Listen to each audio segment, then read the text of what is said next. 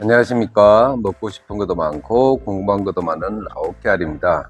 오늘은 라오스에 오셔서 동거라는 형태로 라오스 여자와 삶을 사시는 분에 대해서 알아보겠습니다.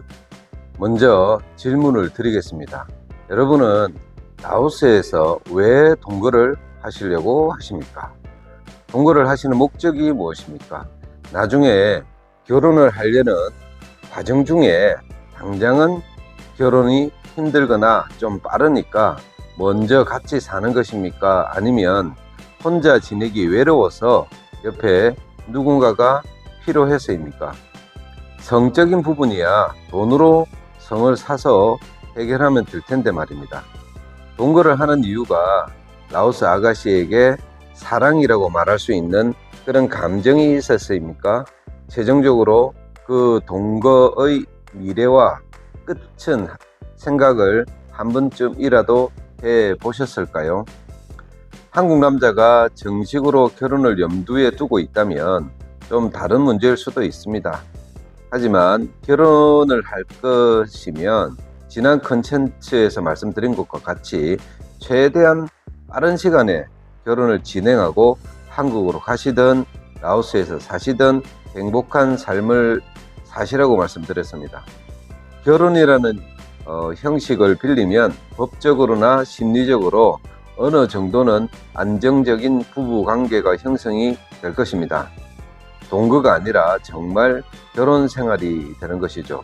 그렇지 않고 동거라는 법적인 테두리가 전혀 없는 글자 그대로 동거, 단순히 같이 살기만 하는 데는 한국 남자든 라오스 여자든 그럴 만한 이유가 있을 것이라는 생각이 듭니다. 그럼 결혼이 최종적인 목적이 아니고 동거로 시작을 해서 동거로 끝이 나는 한국 남자는 어떤 목적으로 동거를 하는 것일까 하는 것부터 먼저 알아보도록 하겠습니다. 세 가지 정도로 나눠볼 수 있습니다. 첫 번째, 한국 남자의 외로움의 해결입니다. 이 부분은 다분히 심리적인 이유고 가장 큰 이유일 수도 있습니다. 흔히 밤에 온기를 느끼며 잠을 자고 싶다라는 표현을 많이 하십니다. 한국도 외로운데 말도 잘 통하지 않는 라오스에서 밤을 같이 지낼 사람을 찾는 데는 충분한 이유가 있을 것입니다. 성적으로 매일 관계를 하고 싶어서는 아닐 것입니다. 잘 안 통하는 대화지만 대화도 나누고 같이 밥도 먹고 또 술도 한 잔씩 하고 놀러도 다니고 싶다는 것입니다. 이런 생각을 하시면서 같이 라오스에서 삶을 살 여자를 찾으시는 것입니다. 두 번째는요, 뜨거움입니다.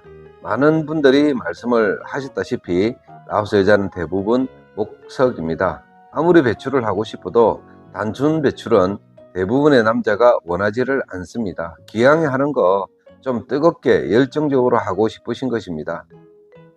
하지만 돈으로 하는 관계는 아무런 감정이 없는 경우가 대부분입니다. 아니, 감정을 떠나서 도저히 기본조차 되어 있지 않은 라오녀가 적지 않습니다. 이런 상황을 몇 번 겪다가 보면 아무래도 같이 살다 보면 좀 더 뜨겁지 않을까 하는 기대가 있으실 것입니다. 또 콘돔 끼지 않고 관계를 하고 싶은 마음도 일정 작용을 할 것입니다. 세 번째는 행복입니다. 딱히 다른 단어가 생각이 나지 않아서 행복이라는 단어를 선택을 했습니다. 사랑은 받는 것보다 줄 때 더 행복하다고 했습니다. 라오녀와 같이 살면서 보살펴주고 사랑도 주고 경제적으로 도와주는 그런 상황일 때 더 행복해질 수 있다는 것이죠. 마음을 주고 싶다는 것입니다. 여기에 더하여 라오스 여자도 리액션이 좋으면 그 즐거움과 기쁨은 훨씬 많아질 것입니다.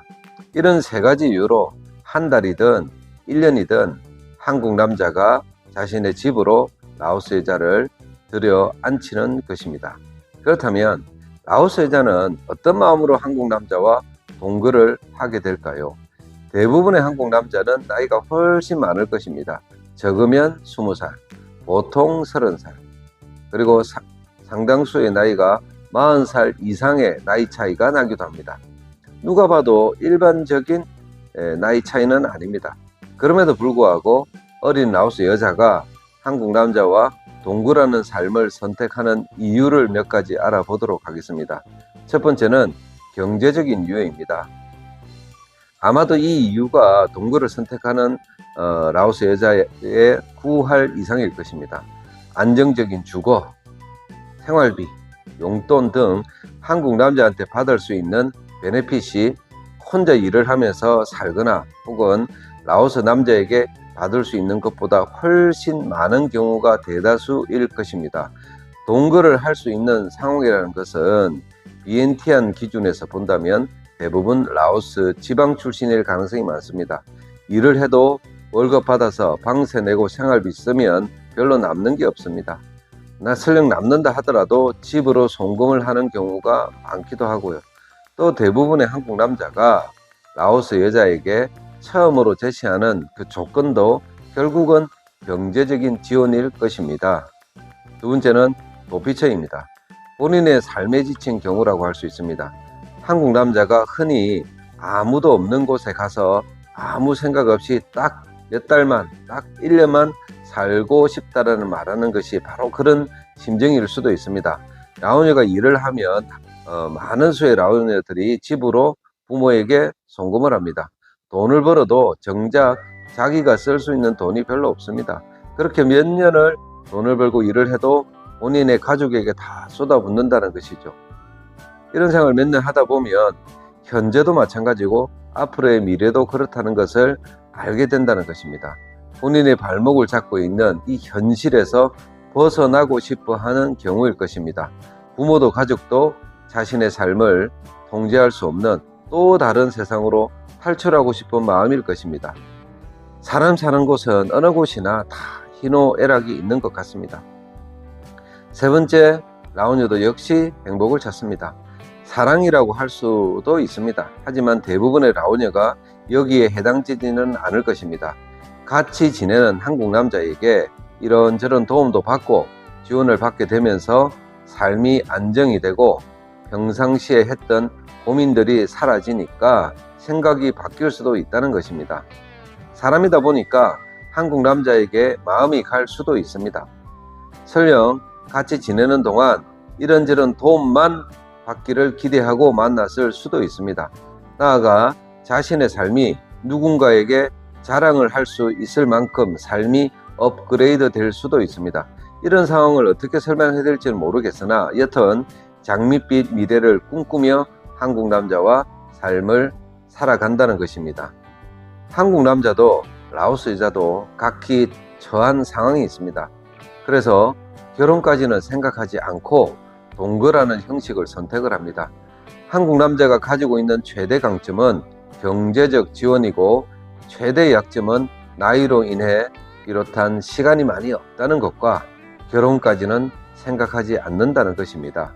라오스 여자가 가진 최대 강점은 젊다는 것이고 최대 약점은 한국 남자의 미래가 불투명하다는 것으로 결론을 지을 수 있습니다. 이런 상황 인식을 정확히 하고 동거를 시작을 해야 할 것입니다. 물론 애초에 동거를 하다가 결혼에까지 이르는 경우도 있을 것입니다. 한국 남자가 결혼을 할 수 있는 여건이라면 결혼부터 하고 같이 사는 것을 권장해 드립니다. 당장 사정이 여의치 않더라도 동거 기간이 길어지면 길어질수록 헤어질 가능성은 점점 높아집니다. 되려 비교적 짧은 시간에 결혼을 할 상황이 아니라면 동거 자체를 좀 미룰 필요가 있다는 것입니다. 동거를 선택한 라오스 여자는 분명 미래를 꿈을 꾸게 될 것이고 적절한 보상도 바랄 것입니다.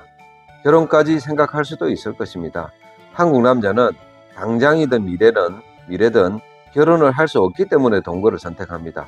다분히 개인적인 욕구의 충족 때문에 라오스 여자를 집에 들어 앉힐 수도 있습니다. 그러나 이것은 너무 이기적인 생각인 것 같습니다. 라오스 여자의 입장도 충분히 생각을 하고 고려를 해 주어야 할 것입니다. 그것이 경제적 지원이 될 수도 있고 둘이 같이 보낼 행복한 미래일 수도 있습니다. 내 인생만 생각할 것이 아니라 라오스 여자의 인생도 한 번쯤은 깊이 고민을 해야 할 것입니다. 동거를 하면 한국 남자가 누릴 수 있는 혜택이 적지 않습니다. 물론 라오스 여자도 그만큼의 보상을 받습니다. 소위 기브 앤 테이크가 되는 것입니다. 그럼에도 불구하고 동거는 위험합니다. 여기서 위험하다는 것이 법적으로 위험하다는 것만은 아닙니다.